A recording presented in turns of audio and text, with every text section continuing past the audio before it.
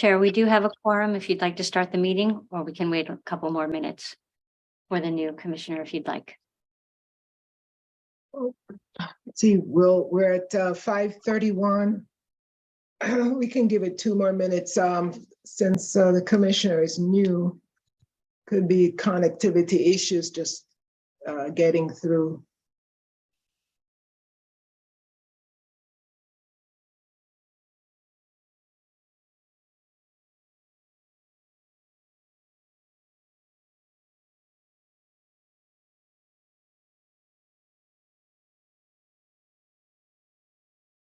Okay, well, it's 5:32, so we'll go ahead and get started.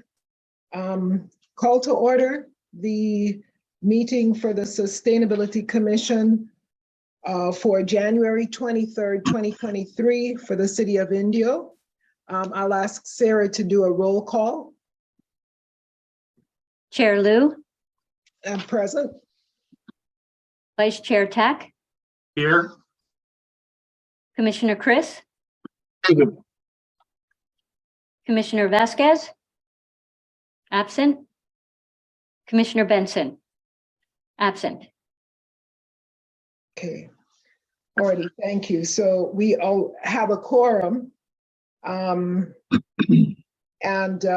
thanks to the commissioners and to Sarah for attending today.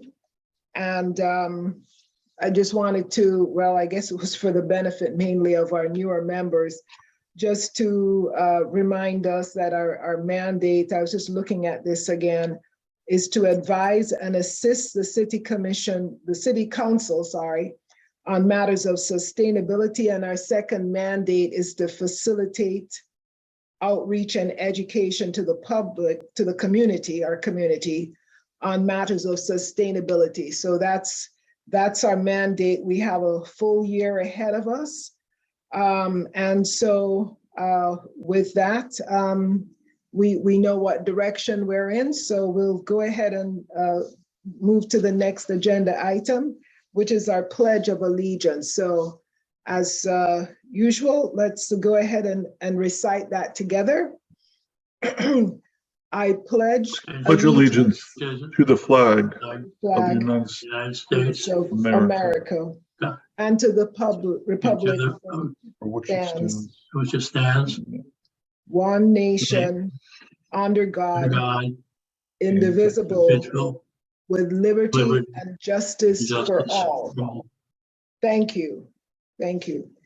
So that said, our next agenda item is agenda item 3, which is rotation of chairperson and vice chair. And the note here says, as per resolution number 9156 adopted in April 2012, which cites the automatic rotation of the chair and vice chair on an annual basis, we have changes. So I can state what those changes are, or Sarah, you could perhaps do that better than I can. Excuse me. Absolutely. The chair has rotated to Chair Liu and the vice chair rotates to Vice Chair Tack. Alrighty. Okay, so thanks. And I think a big note of thanks is due to Commissioner Benson, who is not here. He did an excellent job, at least by my evaluation last year, and I hope I can do as efficient a job as moving us through the schedule. We certainly have a big year ahead of us in terms of the mandate to update the city council and to reach out to our community. So I think we are up to the task, and we'll all put our roll up our shirt sleeves and get to that effort. So recording just a note of record to thank Commissioner Benson for leading us through 2022, the last calendar year. Next agenda item is public comments for items not on the agenda. And we'll give it a minute to see if anything comes up, but at this point, we don't have any comments. Correct. Okay, thank you. Thank you. So our next agenda item was to welcome, agenda item number 5 was to welcome our new, or is to welcome our new commissioner. And that is Commissioner Vasquez. And Sarah, can you provide us the proper pronunciation of Commissioner Vasquez's first name? I think I'll leave that to him. We haven't had it to connect yet, so I'm. Okay, all right. All righty, so he will update us when he joins the meeting. So that we won't be mispronouncing that. All righty, so we're glad to have a new set of eyes and ears on what we do. And so that moves us on to our next agenda item, which is the minutes from our last meeting, which was October 24. And those minutes were attached to the agenda for today and publicly, it's on the website, so it's publicly available. So are there any comments, changes to those notes, additions to the notes or minutes? Nope. No. I hear nothing. So that means we can then say that those notes are adopted as written. Don't we have to I vote? make a motion that we Oh, accept the minutes as presented. Thank you. Sorry, you can tell this chair is new. All right. I'll second. You seconded it? All righty. So now we'll take a vote on that. So Sarah, do you want to go ahead and lead the vote? Absolutely. Chair Liu, I approve. Yes. Commissioner Chris. Aye. All right, so the minutes stand approved. That's the result of the vote. So let's move on to agenda item number 7, which is, there was a presentation by Mr. Andy Ike from Clean Mobility on BEAM, B-E-A-M. So Yes, we've had a lot of discussions about EV chargers, where to put them, and solar chargers give a unique option. So I asked Andy Ike to come tonight and talk a little bit about his products and the company that he works for, because it might give us some more options for EV chargers. Thanks for coming, Andy. Thank you so much, Sarah. And Chair Liu, Vice Chair Tack, Commissioner Chris, it's a pleasure to meet you all. And thank you so much for the opportunity here today for us to tell you a little bit more about what we're doing here at BEAM. Sarah, thank you again for just, helping out just with getting us here on this. Just a bit of background for everyone. we have actually already deployed one of these solar off-grid electric vehicle chargers for the city of Indio a number of years ago. And so we're going to tell you just a little bit more just about some of the benefits that it brings, just in terms of helping you get EV charging infrastructure quickly and easily without all the work you normally need to go through, while simultaneously just helping, the city meet certain sustainability goals, climate action plan goals, green fleet goals, and resiliency goals as well simultaneously with that too. Sarah, did we want to maybe get that presentation pulled up? We can kind of run through that to give everyone just kind of a quick sort of overview of what we're doing here. Absolutely. The presentation? Yes, please.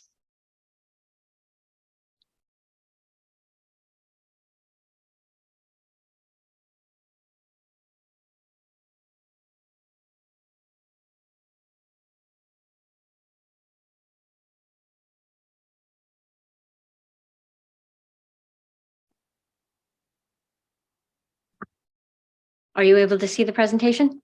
I can, yes. Thank you so much. So, so just a quick bit, just a bit of background, in addition to the fact that we've already deployed this solar off-grid solution for the city of Indio. My name is Andy Ike, and I am the Clean Mobility Sales Manager for Beam Global, which is a San Diego, California-based sustainable technology innovation company. We've been in business since 2006, and we've been deploying our EV ARC product line since all the way back in 2013. So our oldest units we deployed out in the field are about a decade old. We've got almost 700 units that are deployed worldwide to date. We're in 35 unique states throughout the continental US, 4 different countries worldwide. So rest assured, this is a tried and tested solution that's being utilized by our world's leaders here. Next slide, please.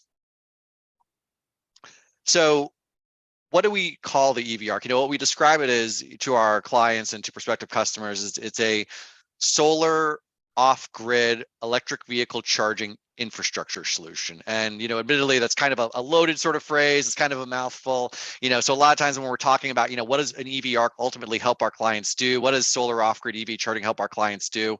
One of the most important things that it helps them do is it ultimately helps them add the electric vehicle charging station of their choice to any location that you have a standard size parking space and good sunlight. And we're able to do that without any of the traditional installation work that goes into installing a charging station that's connected to the grid and connected to traditional infrastructure. So from our 10 plus years of experience in doing this, that usually means no permitting, no construction, no electrical work, no infrastructure upgrades, and it also means no utility bills as well too. Next slide, please. So just to walk you all through the EV ARC just very, very quickly, the most important thing to understand about an EV ARC is from a sizing perspective. Every single EV ARC unit is specifically designed and engineered to fit within a standard size parking space. And while these units fit in a parking space, understand they fit in a parking space, but you do not lose a parking space because cars can actually physically pull up and they park on top of this steel engineered ballast and traction pad located at the bottom of the system. So the very first thing that I always cover just to talk about the EV ARC is the EV chargers that live on the EV ARC itself. You can see them sticking out on those little arms that they're on the center console of the unit. So the most important thing to understand about the EV chargers that live on an EV ARC is that these are the same level 2 wall-mounted EV chargers that other organizations are physically installing into the ground and connecting to the grid. Just instead of those EV chargers being powered by the grid, the EV chargers on our system are powered entirely by solar and onboard battery storage. So all of our system's power is generated from our solar array. The solar array has a tracking technology. So throughout the day, the solar array actually pivots or articulates. So it follows the sun throughout the day, which just boosts our production significantly. And then immediately underneath that solar array, you'll notice there's that large white fiberglass box. That large white fiberglass box houses all of the system's core electronics, and it also houses onboard lithium-ion battery storage. So basically what's happening is when you're not charging up a car, you're charging up the batteries on the EV ARC. So then that way you have extra energy on hand for cloudy or rainy days, shorter days in the winter when there's less sun and the sun is also not as strong, or extra energy on hand, even for the next blackout or grid outage. You know, that is a unique advantage of the EV ARC, is that unlike a EV charging station that's connected to traditional infrastructure, you have a blackout, a grid outage, some other kind of an emergency, that EV charging station is out of commission, then your EVs are out of commission by extension. But the EV ARC is a resilient EV charging solution that will still be able to charge your cars and keep them running even when there's times of no traditional grid power. We can also use our system to double as an off-grid resiliency asset to charge other things besides just cars when the grid is down. I'll explain on that resiliency play a little bit later on. And then underneath that, that large white box is that articulating curved column, which then is then connected to that 1-inch thick solid steel base plate, that engineered ballast and traction pad. So that does 3 important things for the system. 1, it acts as a parking space. So again, these fit in a parking space. They do not reduce parking though. The second thing to call out about the ballast and traction pad is that that basically acts as the system's counterweight. So when we deploy these solutions, you know, when they arrive on site at our clients' locations, they arrive fully assembled with the EV charger of our client's choice pre-installed here at our factory. And so that ultimately, once we arrive on site, we're just simply lowering it into a parking space. And then that ballast and traction pad is just basically anchoring the system into place without needing to bolt it or fix it into the ground. The last thing to call out about the ballast and traction pad is that this is ultimately what allows our system to be a transportable solution. And having a transportable EV charging solution just gives you an incredible amount of flexibility and scalability with your charging infrastructure. And you just don't get that with permanently installed charging stations that are connected to the grid. Next slide, please.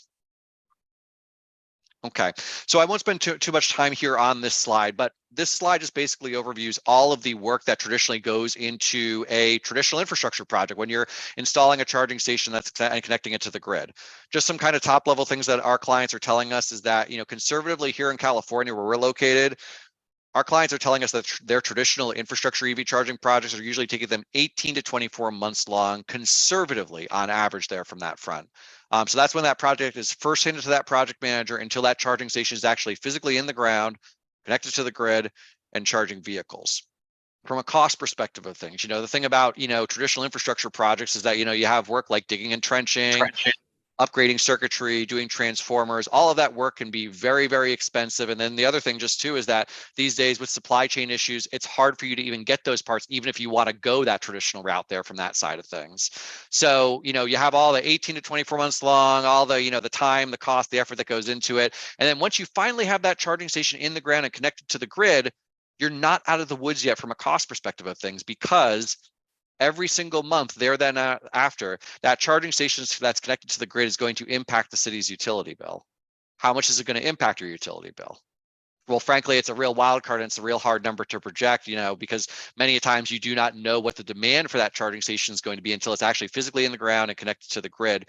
We estimate, though, that in a level 2 EV charging station will produce about $30,000 to $80,000 worth of utility bills over the course of its lifetime, which we expect to be about 10 years. So if you know, like running trenches or upgrading circuitry or doing transformers or just having, you know, unpredictability with your utility bill, then this product might not be the one for you. But, you know, if we could just move on to the next slide, I'm going to kind of show you guys our process here about how we deliver EV ARC units here in Southern California. Sarah, can we go ahead and just click that so we can play that video there whenever that play button pops up, hopefully?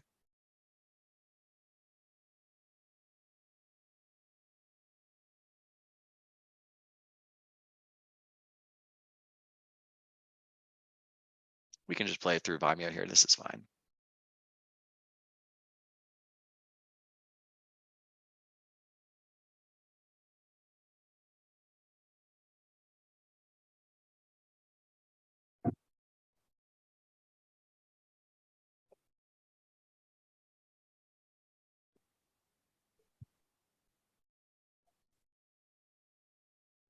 So admittedly, we usually have a little bit of fun music sort of playing here on this thing, and apologize for the silence. I'll just kind of walk you through this here a bit while you guys see this video. So what you're seeing here is how we deliver our EV ARC units here in Southern California. We actually have a patented hydraulic lift trailer called our ARC Mobility Trailer that tows the EV ARC unit down the road, fully assembled, again, with the EV charger of your choice pre-installed here at our factory, so that ultimately, once we arrive on site, all we simply need to do is just back this trailer up into the parking space where the EV ARC unit is going to live.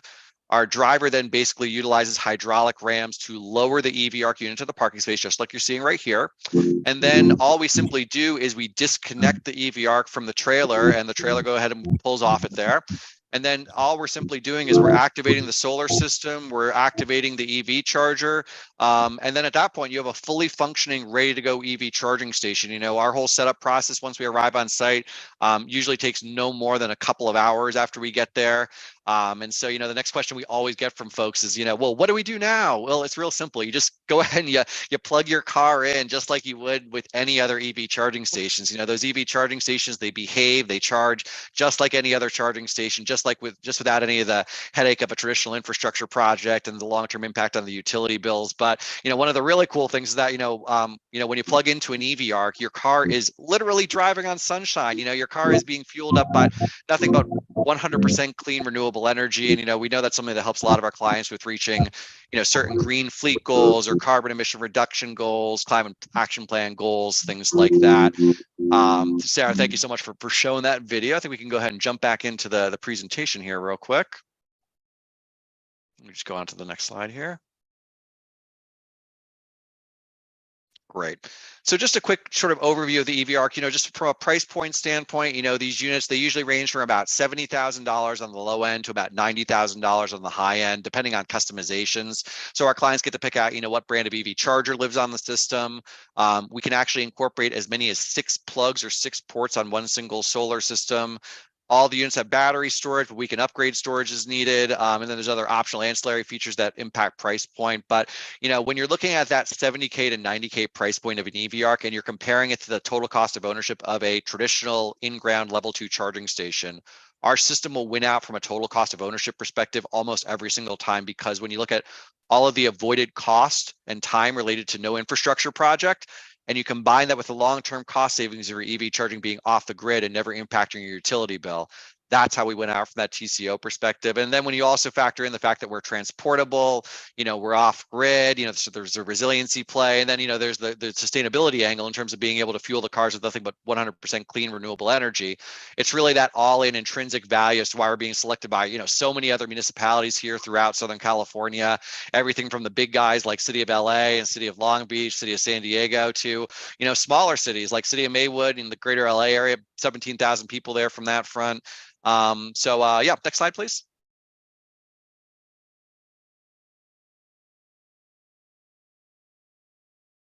Won't spend too much time here on this slide. You know, we already talked about the fact that EV ARCs, they're specifically designed to fit within a standardized parking space. But again, they don't reduce parking. Like you can see here in this picture, cars can actually physically pull up and park on top of that ballast and traction pad that comes with the unit. Going back to the customizable aspects of the system, you know, our system can be outfitted to have as many as 6 EV charging plugs or ports on one single solar system, so we can charge up to 6 cars at a time.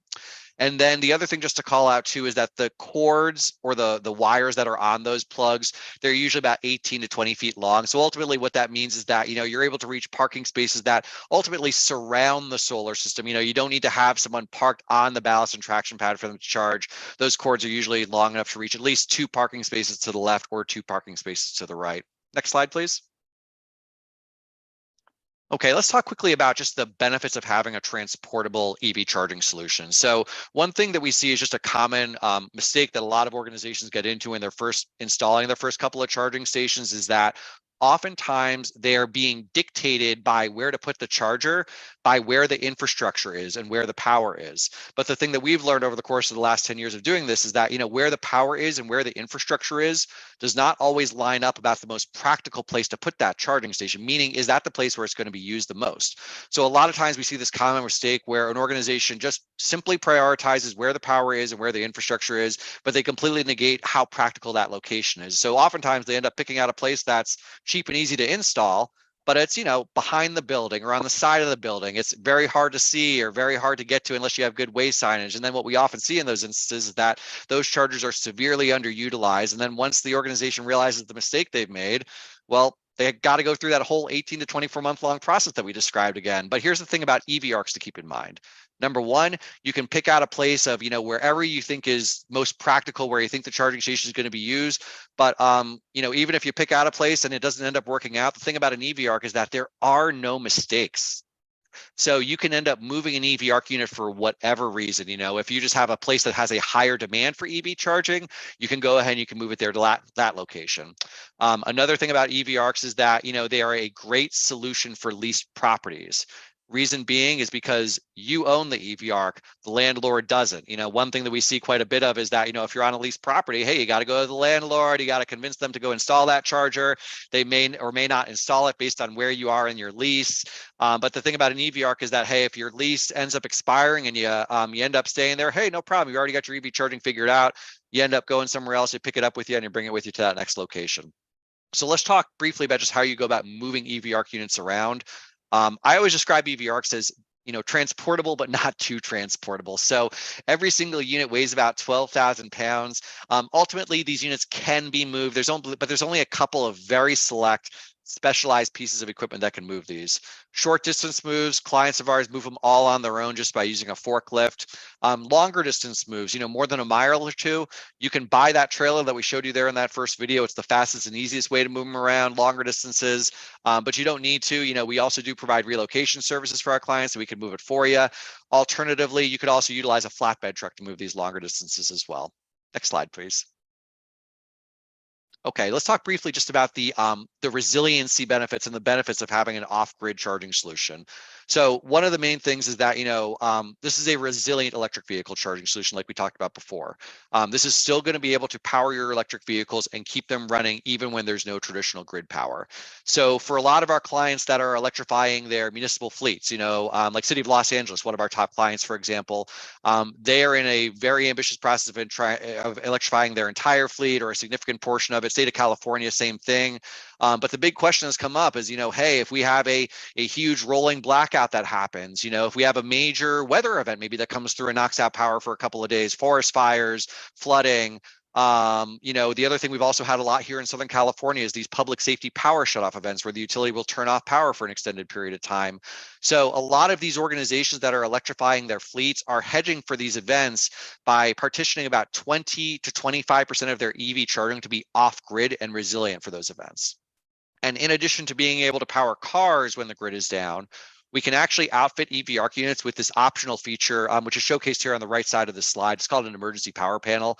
Basically what it is, it's an integrated panel of 120 volt and 240 volt outlets. And it's got a heavy duty fiberglass door on front of it. So you can basically lock it up. And where that power panel lives, it lives on that large white box under the array. So it's about 9.5 feet above the ground. So we always describe it as fully flood proof and vandalism proof up to that height. So EV ARC units that have that emergency power panel on a day-to-day, you're just using it for EV charging. It's a highly utilized piece of infrastructure. But unlike other traditional backup power sources like diesel generators, for example, diesel generators, they have one job and one job only is to be a backup power source. But the thing about equipment that has one job and one job only is that it sits around idle for long periods of time. And equipment that sits around idle for long periods of time, it's often prone to failure. And unfortunately, in this scenario, prone to failure in the moment that you need it the most. But again, EV ARC is a highly utilized piece of infrastructure on a day-to-day basis. But again, in case of those emergencies, you can also use it for those kind of use cases as well, too. Next slide, please. So this last slide here is just a very quick snapshot of some of our top clientele, and specifically regarding local California municipalities that have utilized our system. We've been deploying this system since all the way back in 2013, over a decade. We always describe ourselves as, we're dinosaurs in the EV charging industry, but in a good way. Again, we've worked with everything from, the big cities like City of LA, City of San Diego, and City of Long Beach. We've worked with several county governments like County of San Diego, Fresno County, Ventura County, amongst others, and then we've worked with, medium-sized cities like City of Santa Monica, for example, or even, very small cities like, City of Maywood in the greater LA area, I think population about 17 or 18,000, or even City of Shasta Lake up in Northern California, population of 9,000 people there from that instance. And so that's my overview here for you guys. That was all I wanted to cover here. Next slide. I think that'll kind of wrap it up. I know I've kind of talked all of your ears off here for the better part of the last 20 minutes or so. So would love just to, open it up if we had time for a few minutes of questions, Sarah. I'd be happy to address anything that might have come up amongst everyone here. So. Yeah, I thank you, Andy, for that wonderful presentation. Chairwoman, if I may? Yes, please go ahead. Thank you. I have a few questions, Andy, if you would be so kind. How many, you said it can charge up to 6 cars at a time, but let's just say one average day here in Southern California, how many cars can it charge on one full charge in one day? So ultimately, just, with regards to our system, just one thing to keep in mind is just, from a production standpoint, or number in terms of how many miles can the system deliver on a day-to-day basis. Since it is a fully solar powered and off-grid piece of equipment, the thing to understand is that the amount of miles that you're able to produce, store, and deliver is going to vary based on the sun from that side of things. And so, some things just to keep in mind is like, hey, during the summer months, you're going to be able to produce, store, and deliver more miles than you will during the winter months. A client who's here in nice, sunny Southern California is probably going to be able to produce more miles than a client who's in Portland, Maine, or Seattle, or somewhere like that there from that instance. So it will vary throughout the year based upon your real-time solar conditions. But one thing that we have worked out with the system is a statistic that we call our maximum performance metric. So essentially that's the ceiling of what you can expect the system to deliver to, assuming ideal solar conditions, assuming you have the maximum level of battery storage filled to its capacity, factors like that. So the ceiling of what one single EV ARC system can deliver in one day is up to 265 miles of driving in one day. So in almost all of our instances, when we're just talking about, how is our system most effectively utilized, the thing to understand with our EV ARC is that it's most effectively utilized as a top-off station. We're very rarely using the system to fill cars up, especially when we're talking about using this in a public EV charging scenario, like a workplace charging scenario there from that instance. Our most successful EV ARC deployments are usually ones where we are providing a little bit of mileage to a lot of cars versus providing a lot of mileage just to one or two cars there from that instance. So Makes sense. The EV charger of choice, only one can be selected? correct. Yeah, we can't have multiple different brands on one single system there from that front. So. Okay. Forgive me, Chairwoman. How high is the solar panel, and is the height and the angle adjustable? So the minimum clearance on our solar array is 9.5 feet on that from that instance. And I think the highest point is about 18 or 19 feet, if I'm not mistaken. So the solar array actually has a tracking technology. So throughout the day, it pivots or articulates. So it's always pointed in the best direction for solar collection there from that front. So it's always basically set up on that tracking from that front, if that makes sense. So. Last question. Unfortunately, I see this as a target for vandals. I'm in the security industry. So how difficult would it be, and has any of your clients before considered or put a surveillance camera on the unit? So great question on that front. So we've actually talked with a number of clients about it from that perspective of things, just for other locations that have security concerns from that front. That's really where that emergency power panel could really make a lot of sense in terms of plugging something like that there in there. You might be able to mount it somewhere on the enclosure there also too. That's something we could definitely have a discussion on there as something move forward. So that's definitely something that we could do, just because again, we have those outlets that we could put up there. So that's, I would definitely say within the realm of possibilities, but nothing we've ever done there from that front. Why it hasn't happened, I'm not 100% sure. We always do tell clients whenever we're deploying these, like, hey, you want to be conscious of the location that you're putting it, just like with any other infrastructure. But I think to answer your question more directly, we could probably do that though. So. And mounting a camera on there would not void any warranty. I wouldn't see why it would there from that instance. That's like we could definitely have a sort of a separate sort of side conversation on with our engineering team though from that front, but I wouldn't see the reason why it would. So. Thank you, sir. Thank you. Alrighty, thank you. Commissioner Tack, any questions? No, I think Pete asked all the ones I was going to ask. Alrighty. I've got one or two here. Just wanted to clarify, this top-off technology means that you would have to have a conventional level 2 charger for the vehicles in combination with this. Is that what I'm hearing? Is that what we're hearing? Yes. So our system, it almost always outputs at a level 2 charging speed here from that side of things. And all of our chargers that live on our system, they all come with a standardized J1772 plug. It's this basically the standardized plug that all EVs use to charge off of, except for Teslas there from that instance. But the thing to keep in mind is that whenever you buy a Tesla, the car itself comes with a converter for the J1772 plug.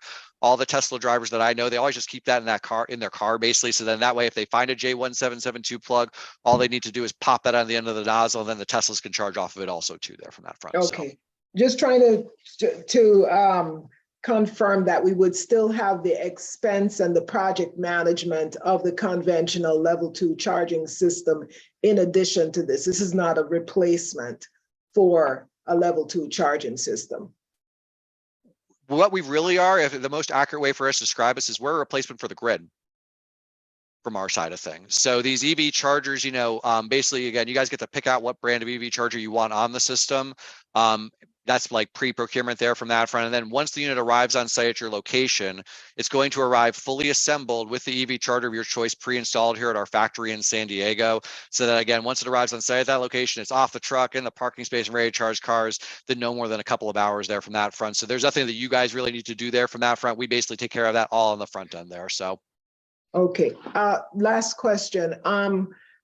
If you go into any basic parking structure, you'll notice that there are bumps from vehicles to the bumper where people, overshoot where they should go. And this one requires a vehicle to pull up to this pole that holds the panel.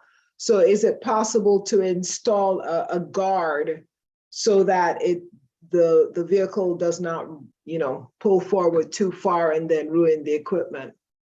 So great question. What we do offer on that front is we can offer some basically some safety bollards or basically bumper stops, for lack of a better way to put it. Yeah. Essentially, it's a set of 3 safety bollards, and they're yellow, so they're very highly visible there from that front.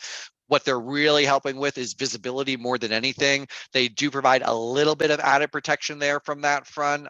So basically a set of 3, like if you see my background, it's kind of hard to see here, but essentially you'd have one bumper stop in front of the steel column that's holding the solar array up, and then you'd have the other 2 in front of the 2 charger posts with the EV chargers that stick out there, also 2 in front of those. So. Okay, thank you. That's the first thing that I thought about as I looked at this. Well, I don't have any other questions for this, Andy, and thank you very much for presenting this to us as we look at EV chargers. So with that, we'll move on to our next agenda item, which is— Thank you, Andy. Thank you very much, everyone. It's a pleasure meeting you, and thank you for the opportunity. Thank you. Thank you. Take care. Bye-bye. So we'll move on to agenda item 8.2, which is other project updates. And by other project updates, I'm assuming that we're talking about the project updates on our work plan. Is that right, Sarah? We're gonna start with 8.1. His presentation doesn't cover the. Okay. So sorry. I jumped ahead. Yeah, so we have I'm sorry. So sorry about that. So we have a work plan item on the Element electric vehicle charging stations, which we have an attachment to the agenda, which goes through a summary report by the city's group.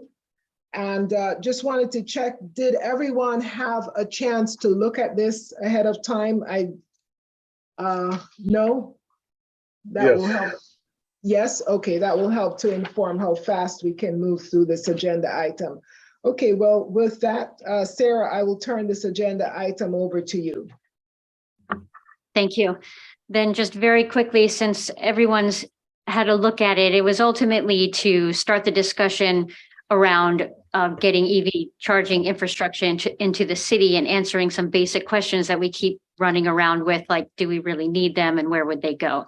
So from the report, we can see that there are approximately enough EV chargers. There may be 317 EV vehicles within the Indio border, and that the international standard of ratio is 10 cars to 1 charger. And if you look at the chargers that we have in Indio, on a general perspective, we probably have about what we need right now. It doesn't break down whether they're Tesla chargers or any other kind of charger. But in general, for the chargers that we have, there seem to be enough for the vehicles that we have. So the next step would be then is how many, what should we prepare for? We know that the governor has signed executive orders and orders to increase the sales of EV chargers in California. We know they're going to increase. And with EV chargers, one of the most important things is that you have to have the charging infrastructure out there before the cars are on the road.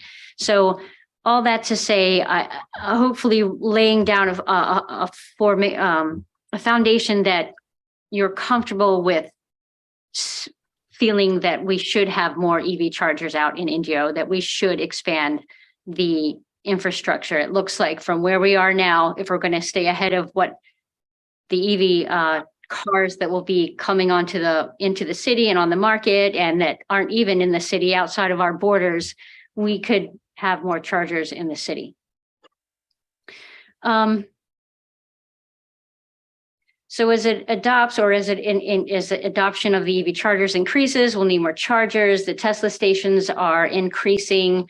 And then ultimately considering our funding and the costs and what we're trying to achieve, level 2 chargers are probably our best focus. Level 3 chargers are extremely expensive. Home chargers don't address the issue of range anxiety to help people adopt EV chargers. If you have one at home, it doesn't have, then that's your range. If you have EV chargers out in the city, then we're able to actually increase range. So we're looking mostly at level 2 chargers. And when I started to look at locations and options for recommendations for the city council, one of the things that I did like about the solar chargers was that we could move them. Ultimately, we wouldn't need to spend too much time trying to be sure that we have a good place for the chargers. With our funding, we can certainly purchase one, 2, possibly. And then we have 16 parks, teen centers, the senior center.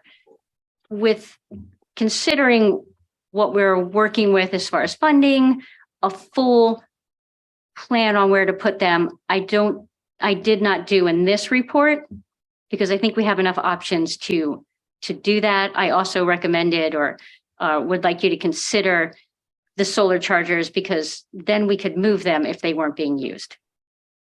So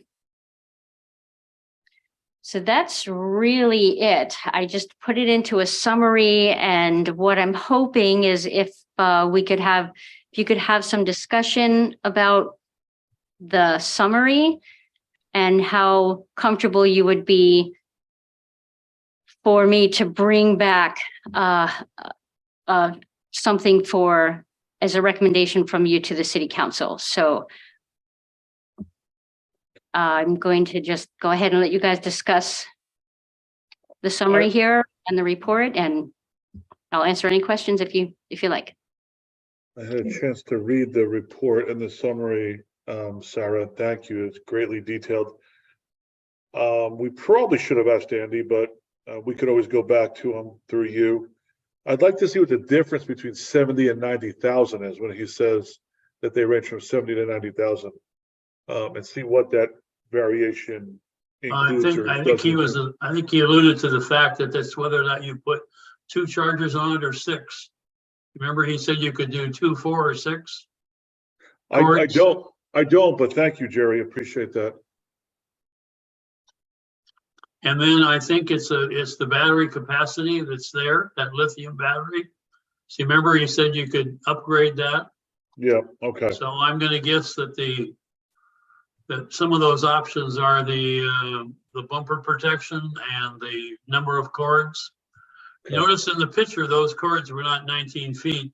They were 20-foot cords. Those were only like 10 or 12-foot cords. So I'm assuming that if you put 6 ports on there with 20-foot cords, well, you'd add a significant cost to it. Sure. So Sarah, have you the 2 options there is one like in a public park or a public place? Like somewhere. I'm sorry, there were 2 things that in the summary that I put down for the summary. Level 2 chargers would likely be the focus for the city, that purchasing an EV ARC or a solar charger would give us some mobility, a little more flexibility. And then having a program for the businesses in order to purchase the actual charging stations, because the newer businesses, newer projects under the Green Building Code have to have the plumbing for the EV ARCs already, or for EV charging stations, Yes, part of the project. And so that would be if the plumbing is in this, in an area, and we could use our funding to purchase the actual charging station and just leave it to the company to take care of it, maintain it, and run it, that might be another way to leverage these funds to get more chargers out there.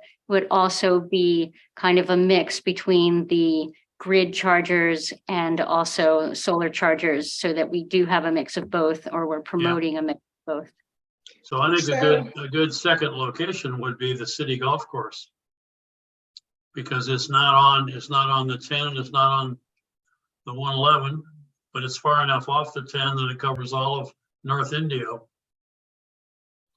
And it's already, and we already own the property, so. Okay. Sarah, just, could you please pull up the summary page with the recommendation, so just so that we know for certain what we're aiming at, and the degree of specificity that we are trying to propose here. So the two recommendations that are here are itemized. Number one, purchase and install one solar-powered level 2 EV charger in a park or public space located away from the main thoroughfares. And number two is to partner with private facilities in the city by offering a program to purchase level 2 chargers and installation, not plumbing, if the facility would maintain and operate the charger for public use. My comment on it is that, at least my general idea on this is that the summary is really well put together, and that in advance of getting the pricing and answering some of the additional detailed questions that we have been asking here, we probably should make the recommendation rather general, so some of the details would fall out in a bid process. The one other bullet that I'd like to see here, and I'm not sure if it's basically a restatement of our work plan, which said we will recommend the increase in EV chargers. I think we sort of jump into, at least my opinion is, we sort of jump into specifics of it without making that generalized recommendation. So it would be instead of 2 bullets, it would be 3. It might seem obvious, but I think maybe sometimes obvious is okay. That's our general recommendation, to increase the charging. Then on item number, that I don't know how other commissioners feel about adding that generalized statement, which is just basically a restatement of our work plan. If you look at our 2022 work plan, is that okay? Would that be acceptable to you? Commissioner Tack, Commissioner Chris? I concur. Yeah, that's fine. Okay, yeah, not okay. And then if we could take them one at a time. The first one is the solar level 2 charger. First, before we talk about what we're purchasing, I don't know if I'm forgetting it, but how much do we have for the AB in that fund, please? There's about $150,000 in that fund, Okay. and it's ongoing. So we get, as far as discretionary use, probably another 20,000 each year. Okay, 20 each year. Okay, so, and the funds are still there. Alrighty, so But once we use it, that fund goes away. Once we use 150 and it goes away. So with $150,000, I think in the bid process, it would, we would determine what is and isn't affordable. One question continues to nag at me a little bit is the concept that the solar charger that was just presented by Andy is just a topping off system. So he said it was about 70K, 70 to 90K, but it's only a top off system. Maybe that's a problem, maybe it's not, but if it wasn't a solar system, do we know how much it would cost? If it was a traditional lithium ion charging system or off the grid system, do we know how much it would cost? For a grid system, Yes. a normal one, we did put one in at City Hall, Mhm. and it cost about $70,000 to put that one in. Mhm. But I will tell you that the electrical box that it had to connect to was literally in the same parking lot. I don't know how often that happens. So I would imagine that they're about the same price at the end of the day to get them installed. We did that one a couple of years ago. So it might be a bit more now, but we had 2 stations, each with 2 plugs installed at City Hall, and it cost about $72,000. Okay, so we could restate that as purchase and install a level 2 charging system with preference given to solar.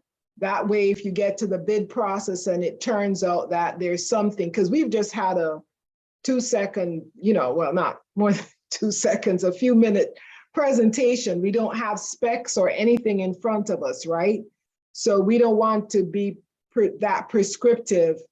We want someone to be able to have the flexibility to take the time to, kind of kick on the wheels, perhaps go look at the thing, not just look at a picture.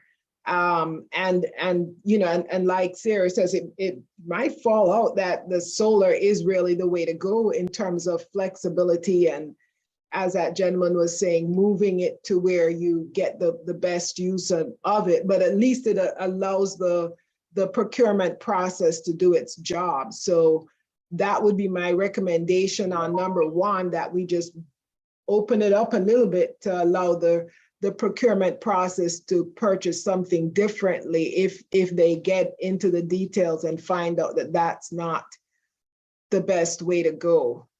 Well, let me add one thought to your conversation.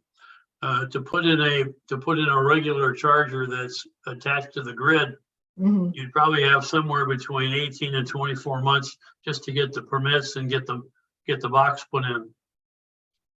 Right. The advantage of this system is that it's deliverable on site and doesn't need any electricity. Yeah, so that's why I say with preference given to this system. And I don't know that this is the only one. I haven't shopped around to see, so I'm not saying no, I'm just saying don't exclude a traditional system ahead of time, ahead of going through the procurement process. That's my only suggestion. Yeah, I think there are two different avenues. I think one is a permanent installation and one is a portable installation that's only for top offs. Right. So I'm not sure you can put them both in the same conversation. It's 2 different conversations, two different concepts of how to charge a car. And I would This is suggest, a portable top-off system that we can move anywhere we want to move it. If we wanted to put it at the polo fields, or we wanted to put it at Fantasy Springs, or the golf course, we have the option to do that. With the one that's permanently installed, once it's in, you're not going to be able to afford to move it. and I I think would we have- suggest that one of the biggest advantages of this system is its portability. I think we could all agree on that. Yeah. But from somebody in the security industry, I can also tell you that's also the biggest disadvantage because we will have people come up and with a flatbed, like Andy even said, you can move this with a flatbed and try to take it. That copper in there has value. Those solar panels have value. I wouldn't recommend doing this at all unless we could guarantee that we could put a surveillance camera on it with motion alerts. And it's not going to void any kind of warranty from the manufacturer. So that's why my suggestion is the statement would read as follows. Let me take a stab at it. Purchase and install, arrange for installation, purchase, construction of level 2 charging station in a public or private space located away from main thoroughfares, with preference given to solar powered system. So that's why I'm saying I don't want to get into doing design work with 5 minutes of review. I don't want to do that.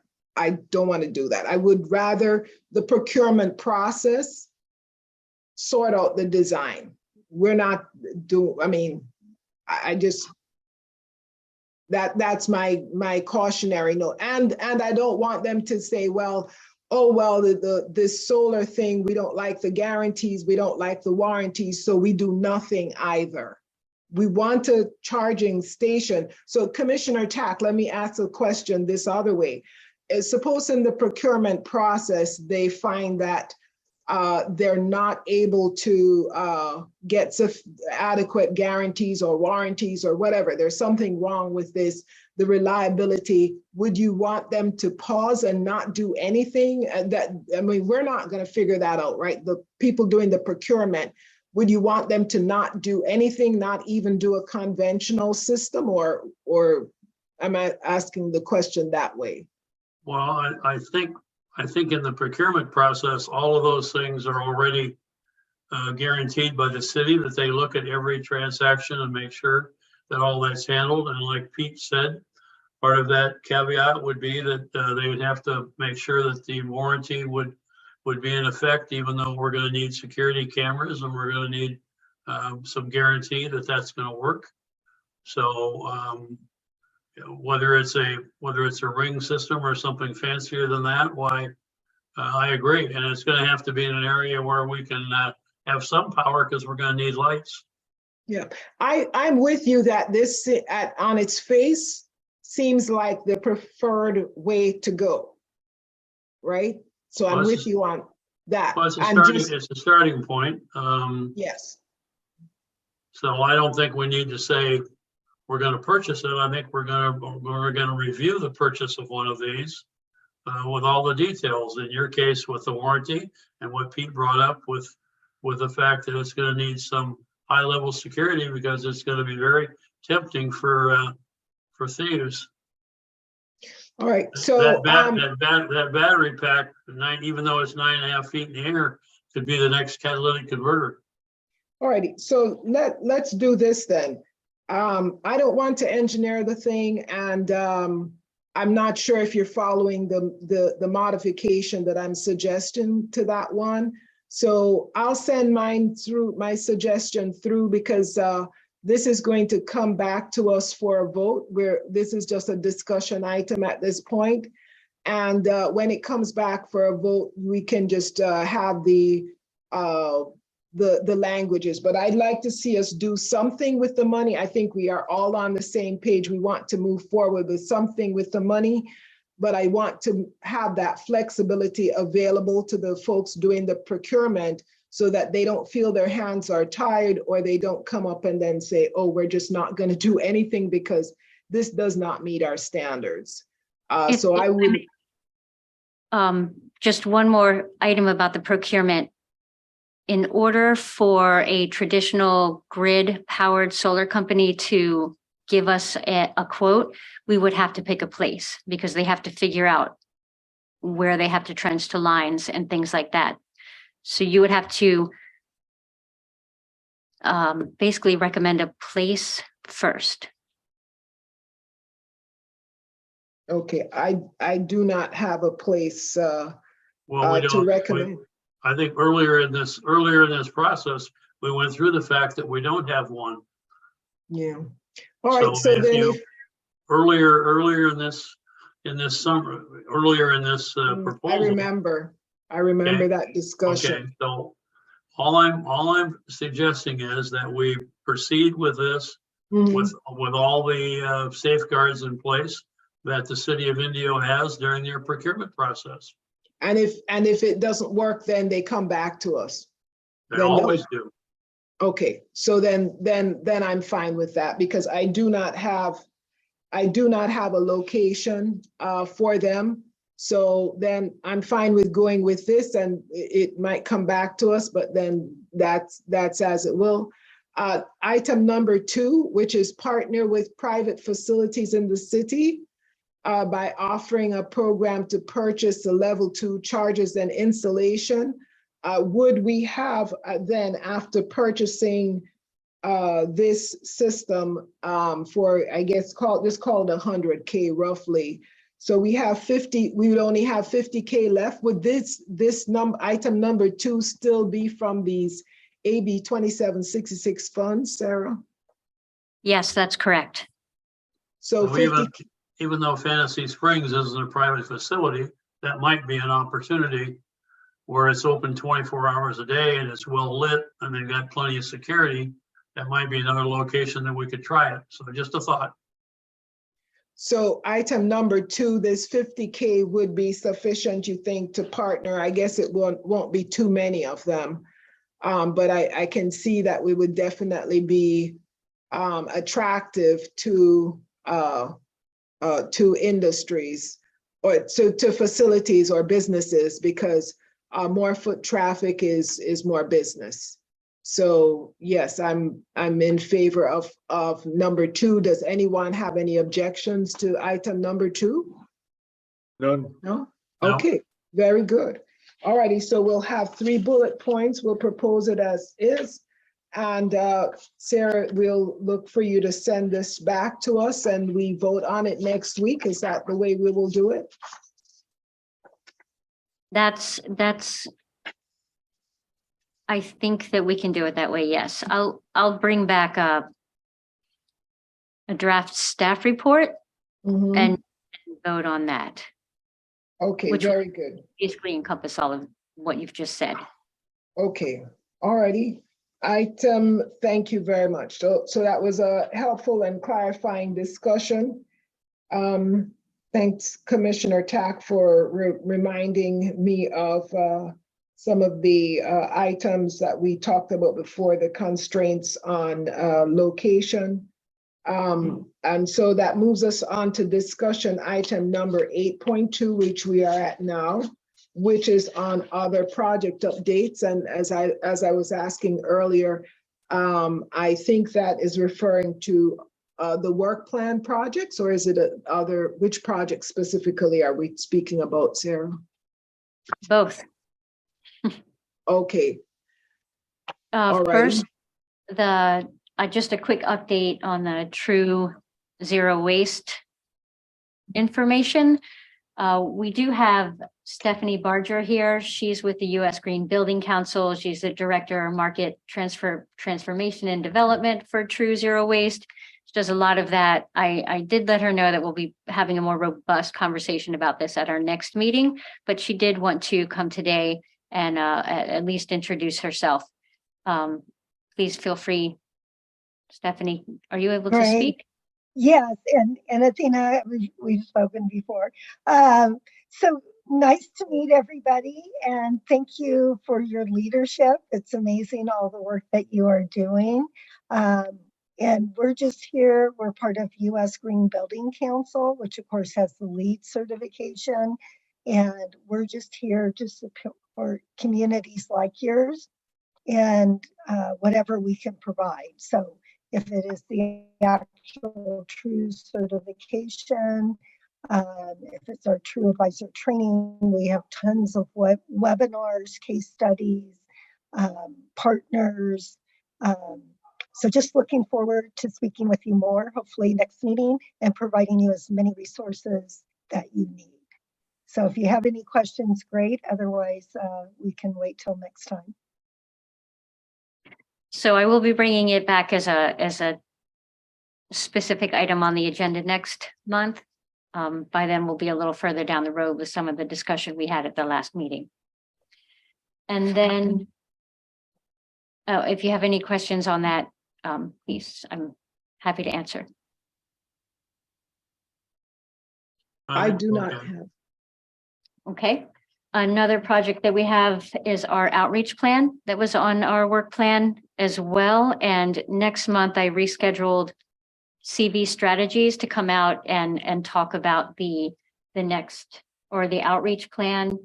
I would, if it's possible, if you have ideas for outreach that we could talk to CV strategies about next month, go ahead and email them to me at any time between now and then, and we'll keep that discussion going. Those, I believe, are the only projects I have updates on right now. Yes, and that's all I have for the current projects. And thank you. Thanks so much, Sarah. And Stephanie, thanks for taking the time to join us.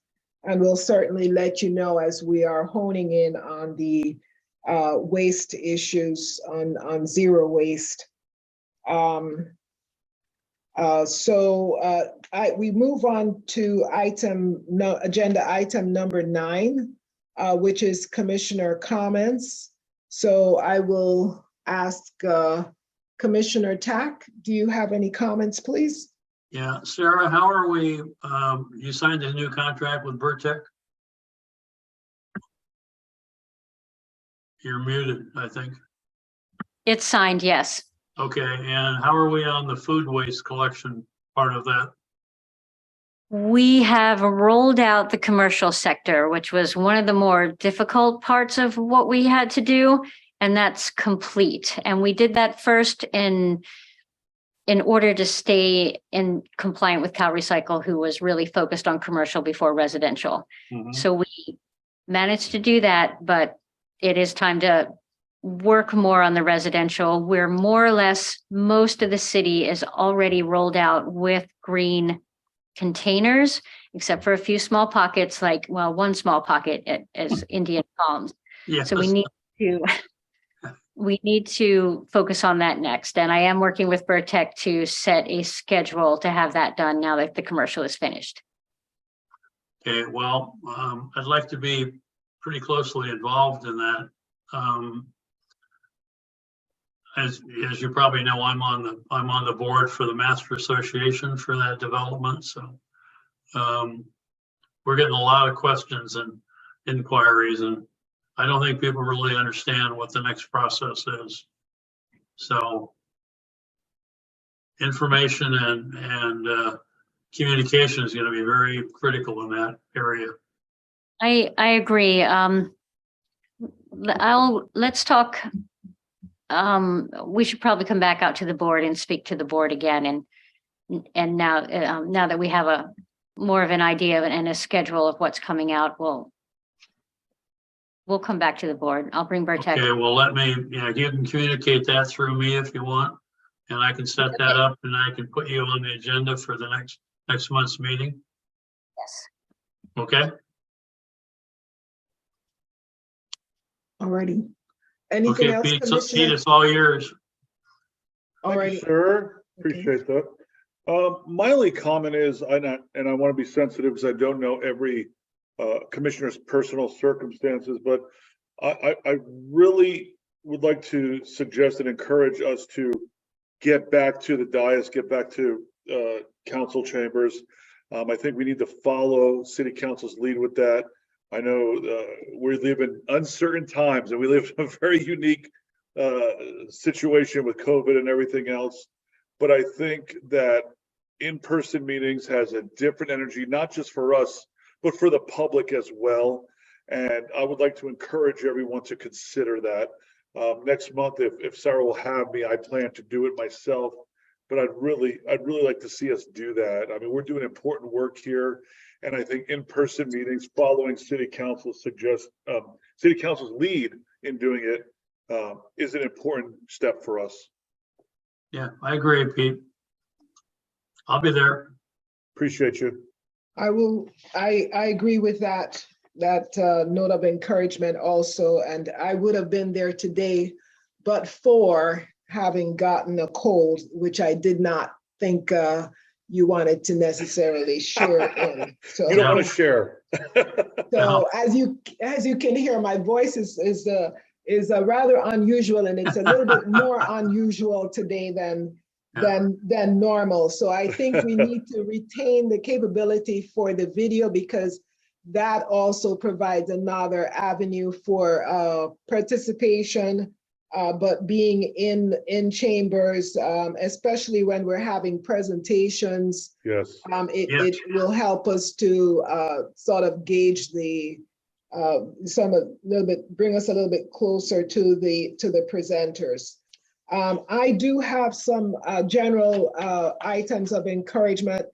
Also, like Commissioner Chris, I was watching the last city council meeting and noting that they are far advanced. The council members are far advanced in the efforts of sustainability. And I think my encouragement to us would be, to do more, to catch up with them and keep up with them. And also, we're supposed to be ahead of them, informing them. I'm not suggesting that there's any deficiency on my part or any of the other commissioners' parts, but it's just that our meetings are so structured, they're only monthly. So if we just follow on that monthly pace and not get inventive about it, we would be tied to a very slow pace. So I asked Sarah about how do we go about and how frequently should we be updating the council, and she noted that it was only an annual update was required, once per year, which is what we did last year. Only once, we gave them only one update last year, which was a sustainability plan, which for a member of the public, it would be hard to find that plan right now because it's stuck to an agenda. So I'll have some comments on that with the, I'll have some comments on that for the outreach CV, whatever they're called, the CV outreach plan consultants that are working on that. So to make it more engaging and accessible to our residents in our community members in Indio. And also, I'll have some other comments as we go along. I look at our 20, because I'd like ultimately for us to update them at least 4 times for the year, not one. Because sustainability, those issues, climate change, they're moving so fast within our state that I just don't feel that one is adequate. I think we have a lot to do, and everyone seems very engaged and ready to get things done. So once for the year, if that was our objective, I don't really think anybody here would vote. Well, we'll only target once per year. I'm pretty sure, I'm not even gonna ask, but I'm pretty sure that no one will vote and say, oh, that's a good idea. So we can discuss it later, but that's my note of encouragement, or just voicing my my preference. I won't be here next month, unfortunately, but I'll send in some comments to the group working on the outreach plan, because I think that's really where we start as a group. And so that moves us, if there are no other comments, then that moves us on to agenda item number 10, which is staff items. Yes, I do have one item. Yes.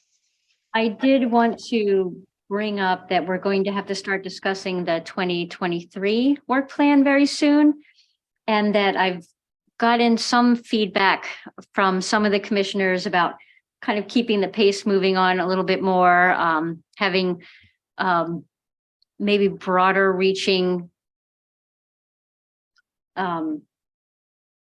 plans. So I would ask that if there's any ideas or anything you want to get done for the next year, if you could start thinking about that, you can send them to me at any time. I will, in the new plan, put down milestones and timelines and things like that to keep us going. It might also be an idea to assign 1 or 2 commissioners if you'll volunteer for some of the work plans in that way, or some of the elements of it in that way. So we're not taking things on one at a time the way we're doing it this time.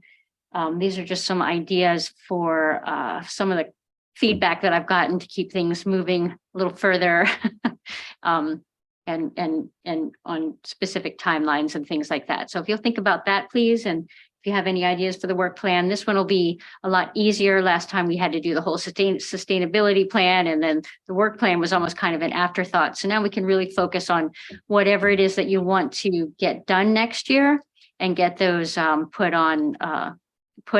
down and given timelines and some idea of how to move them along. That's all I have. Okay, great. Well, we are approaching that 7 o'clock hour, and Sarah has done an excellent job as usual on our getting presentations to us, and the commissioners have, as always, provided just such insightful input. And if there are no other items to discuss, I will move to adjourn the Sustainability Commission meeting for our city for January 23rd, 2023. Is there a second for that? Oh, Commissioner Chris, I see, it looks like you're about to say something. I'll second that. Oh, wow. Okay, that's a second. All righty. Well, I don't think we need to vote on that. So unless you tell me that, Sarah, I will thank the commissioners or the Yeah. presenters and all of those who popped in to visit with us for attending the meeting. And we are adjourned until February 27th at 5:30. That will be our next meeting. Thank Bravo. Have a everyone. great Thank evening. you. Thank you. Bye-bye. Thank you. Thanks, Sarah.